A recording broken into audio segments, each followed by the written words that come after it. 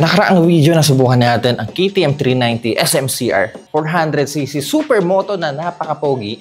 Yun nga lang, hindi siya pwede pang malayuan. Kaya naman ngayong araw susubukan natin ang pangmalakasang 400cc adventure bike ng Team Orange. Guys, eto ang KTM 390 Adventure R.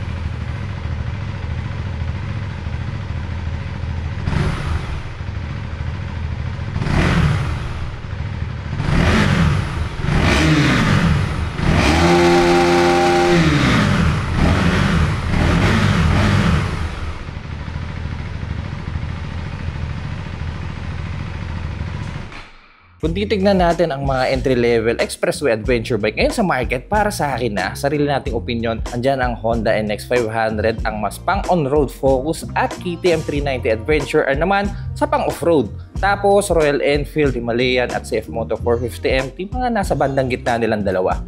Lahat mga poging ADV, pero iba dating nitong Adventure R eh. Pero bago yan, dumako muna tayo saglit sa makina. Parehas sa makina ng mga 390cc lineup ng KTM na may 399cc displacement, liquid-cooled 6-speed single-cylinder double overhead cam na may 44.3 horsepower at 8,500 RPM and 39 Nm of torque at 7,000 RPM. Iba lang ang mapping nyo dito sa Adventure R. 14 liters ang fuel tank capacity. Malaki ang tangke nyo dito. Very ideal para sa mga mahabang long trips. Mahaba na long trips pa.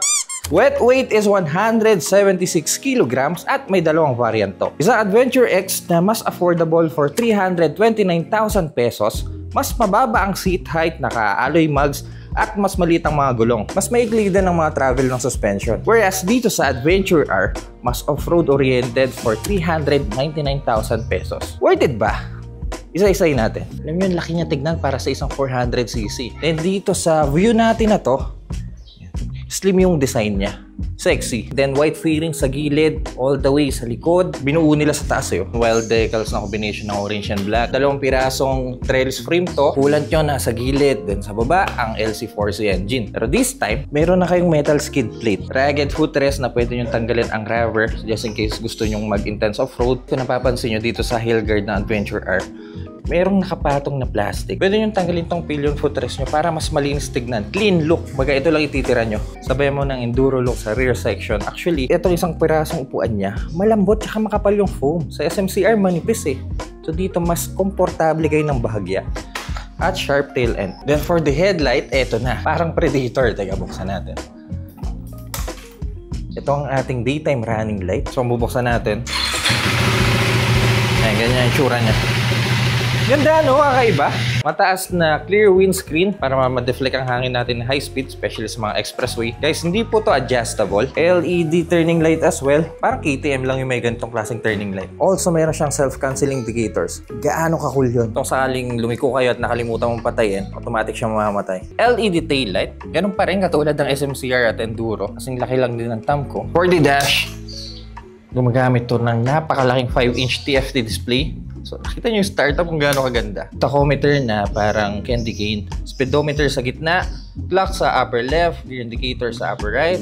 Engine temperature dito. As of now, malamig pa kasi yung makina. Riding mode, odometer, battery voltage, engine temperature. At may date kayo sa dash nyo. Kakaiba to ah. So, para matagil ang ating screen, mayroon tayong mga button sa switch gear. Up and down, back at enter button. Pindot sa taas ang ating easy access para sa ating riding modes. By the way, mayroon tayong ilang riding modes to. Rain, street, at off-road. Tatlong klaseng riding modes.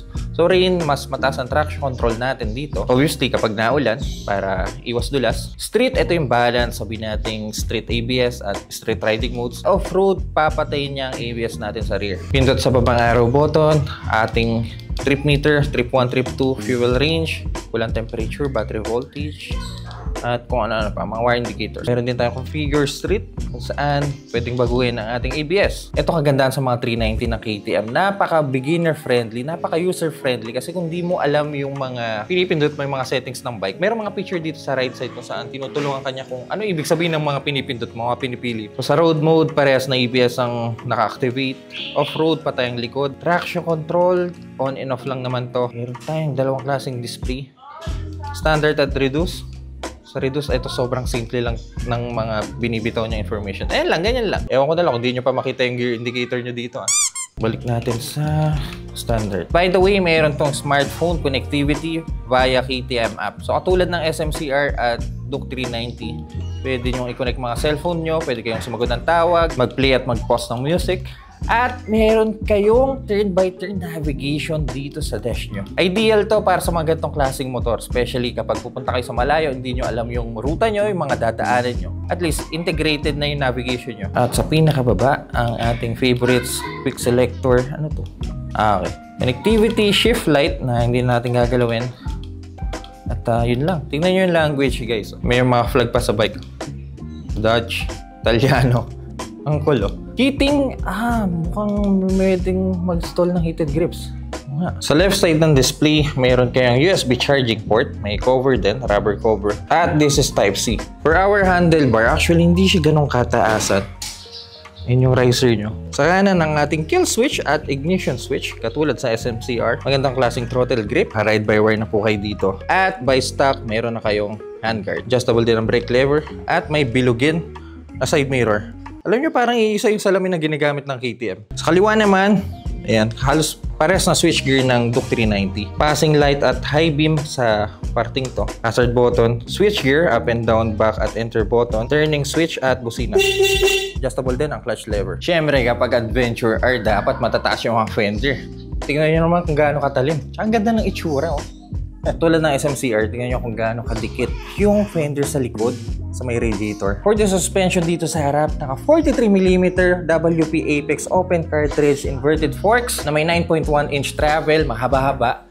At adjustable po ang ating rebound at compression by 30 clicks. So pit-pit lang kayo dito, ganun po siya kadali adjust. Malaki-laki ang rotor nyo na may 320mm disc na may 2-piston by Brembo calipers as well. At syempre, may ABS. Sa likod naka-monoshock tayo na adjustable ang rebound at preload. Dito 20 clicks naman, dyan siya i-adjust. Kaya sa aluminum swing arm na mahaba-haba, and by the way naka-underbelly exhaust tayo katulad sa SMCR. Mas slick tignan. Single disc sa likod na may single piston Brembo calipers. And for the tire, ito na ang pinagmamalaki na Adventure R. Kung sa Adventure X, naka-alloy kayo at malilit ang gulong. Dito naman, naka 21 inches spoke wheels kayo sa harap at 18 inches naman sa likod na gumagamit ng stock tire na Dual Sport Mitas Enduro Trail Plus, 140/80 dito sa likod at 90/90 sa harap. So pang malakasan yung mga gulong natin dito sa Adventure R. And for our sprocket, malaki-laki to. 48 rear sprocket. By the way, airbox natin nasa gitna. Nakasulat naman siya dito. Airbox access. Ilalim ng upuan. Might as well tignan na rin natin. Dito na rin naman yung bike. Line patalikod. At ito siya. Halos parehas ng SMCR na wala kayong mailalagay. At least may tools kayo. Mga familiar na tayo sa Adventure R. Isubukan na natin sa daan. Excited na ako dito. First ride sa KTM 390 Adventure R. 400cc pero ang bulky niya, ang beefy niya tignan. Well dito, ang sexy niya eh. Medyo manipis siya. Pero pag sa gilid, tsaka ang lalaki ng mga gulong. Hindi ko napapatagalin pa kasi excited ako ipakita to sa inyo. Unang upo sa Adventure R. Yeah.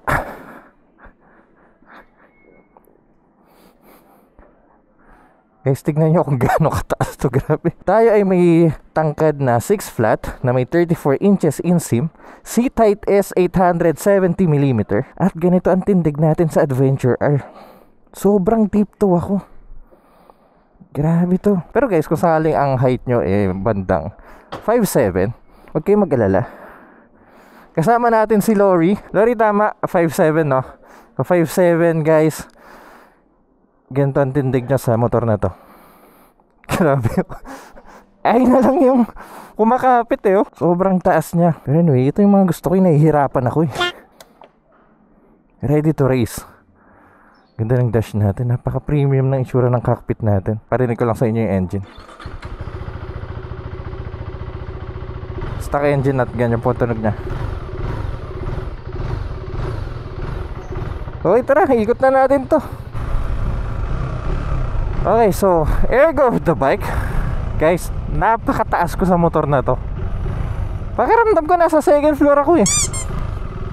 Kung beginner rider kayo at gusto nyo tumalon dito, you might want to consider the seat height dahil grabe to, into natin dito. Ayan o, tip 2 ako. Pero I think for sure natin sobrang komportable natin. Una ko napansin sa kanya yung malambot na upuan. I mean kasing laki at haba ng upuan ng SMCR, pero mas malambot to, mas makapal yung foam niya. For our handlebar, may kababaan siya. Hindi siya yung, alam mo yung mataas na handlebar na adventure bike. Duro. Maliwan lang ako dito.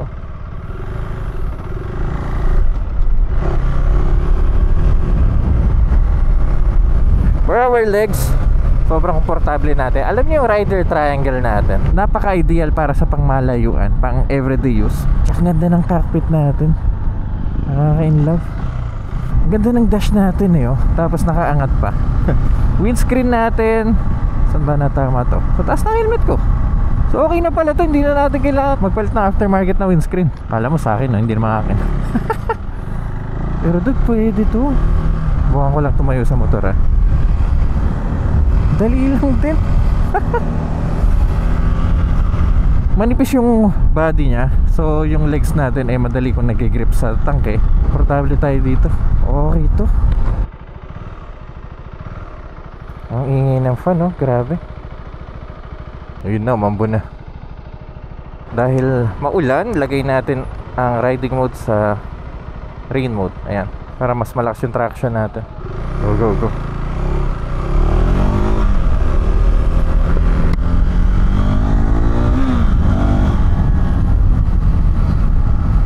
Maluwag na dito. Testing tayo sa power ng Adventure R. 44 horsepower bike. Napakagaan. Ang taas ng bike tapos magaan na motor. Just imagine kung gaano siya kadaling i-flick.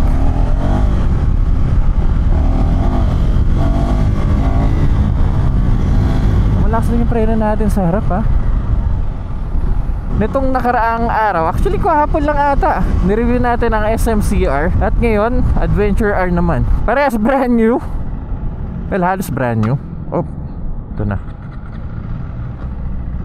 Mukhang nagpaparamdam ng stalling issue ng KT, oh.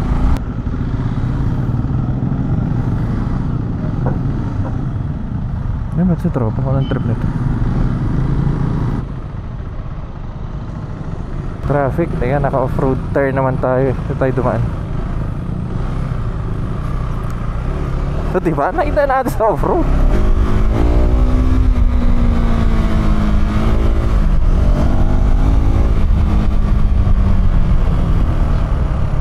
Throttle response, katulad sa SMCR, medyo malata yung pakaramdam every time na pumipiga ka. Siguro kapag kalaunan, kapag lagi mo ginagamit yung bike, masanay ka na sa ganitong klaseng response. Medyo delay ng bahagya, sobrang minimal lang naman delay, pero alam mong may presence ng delay.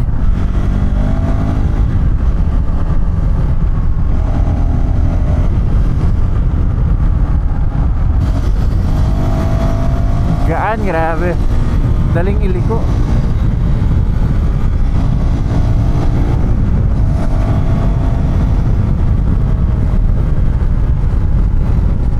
Dilim, oh. Babadya yung ulap dun, oh. Teka, naka-rain mode ako eh. Punta natin sa street.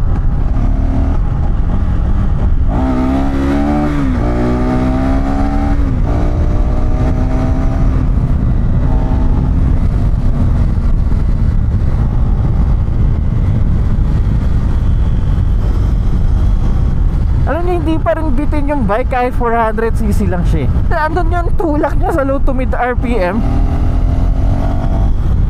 So sa power niya, hindi naman kayo makapaya. Yun nga lang guys, when it comes to its price point, 399,000 pesos.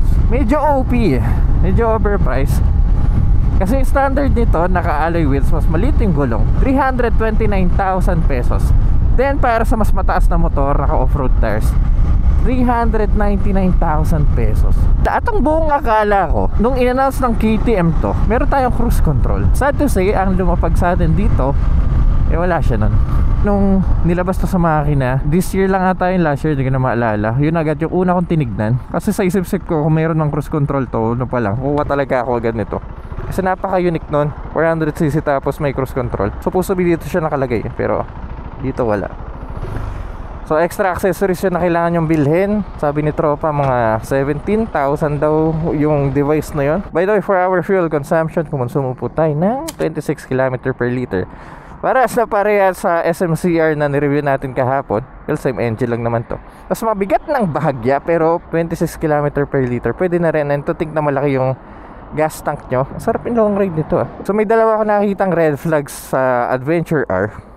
Yung seat height niya na napakataas, 870mm, hindi para sa lahat to. Actually, hindi ko nga maire-recommend sa mga beginner rider. Pero sa mga gustong gusto talagang kumuha nito na beginner, may paraan naman, may technique na pwede niyong gawin. At pangalawa, yung presyo niya. Kung mayroon mang biggest competitor to, yun yung CF Moto 450 MT.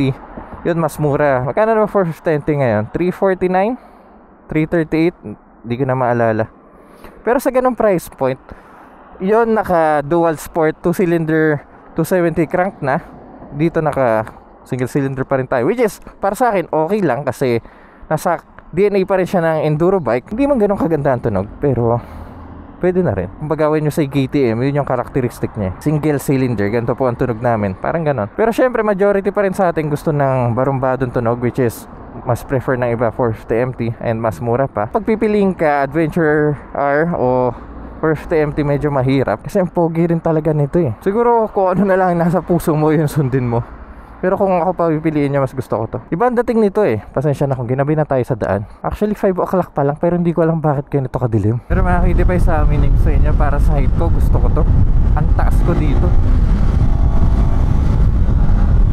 Balik muna tayo dun sa spot natin kanina. Malaman natin kay Lori, which is ang may-ari ng Adventure R, kung bakit itong mas pinili niya. Aware ka naman sa nangyayari sa KTM ngayon eh, no? Pero curious lang ako, bakit ito pa rin yung pinili mo? More on personal choice siya. Kasi nung college ako, gusto ko nung Duke 390 na V1. Then nung nagka-work ako, ang kinuha ko naman is CB650. Tapos nung nawala yung CB650 ko, biglang naglabas si KTM ng ganito. Kasi ang option ko is, kung hindi Transalp, yung 450 MT ni CF Moto. Ba't di ka na 450 MT? Nung na-test drive ko siya, medyo nabitin ako eh. Since yung mga friends ko na may 390 before, na-try ko, satisfied ako sa speed niya. Even ngayon, kahit galing ako sa 650, gusto ko yung speed niya. So, it all comes down sa personal preference talaga. Kumbaga, yung issue ni KTM parang it's something na hindi ko naman makokontrol. Ang importante lang is may after sales support pa rin. Gano'n nakatagal sa yung bike? Nakuha ko siya August 29. August 29. So sa ilan na ba? 2 months? 3 months? Almost 3 months? Ano yung palagay mong hindi mo nagustuhan sa kanya? Unang-una yung throttle response. Talaga? Napansin mo rin, no? Given na yung height ko hindi pinagpala, medyo tingkayad talaga ako. Actually, kahit sino eh. Parang kahit ikaw kahit sino umupo dito, tingkayad eh. So ano yung nagustuhan mo naman sa kanya? Yung pagiging orange niya. Number 1. Pero sa ba? Paborito mo bang kulay, orange? Medyo. Hindi, kasi kung titingin ka sa kalsada, pag nakita ang orange, ay KTM. Lori, thank you so much sa pagpapa-experience sa akin dito sa napakagandang motor mo. Shout out sa Barako Breakfast Club, Tropa sa Pasig. Shout out sa RDR Moto Club, and then shout out sa wife ko. Pinayagan niya akong bumiyahe ngayong araw. Ay, sana all. And shout out sa magulang ko and brother ko. Yun, guys. Thank you. Thank you, bro. Thank you. So mga Philippines, this is our review with the bike. Let me know what you guys think, kung pasok ba sa panlasa nyo ang KTM 390 Adventure R. Kung may budget ka na 399,000 pesos, posible ba kunin mo to? Let me know in the comment section down below. Kung nakatulong ang video na to, kindly leave a like, at kung may ligay sa mga ganitong content, huwag kayo mag-alala dahil lang sa tamang channel kayo. So make sure to press that subscribe button dyan sa baba. Pasensya na kayo kung inabot na tayo ng gabi sa review.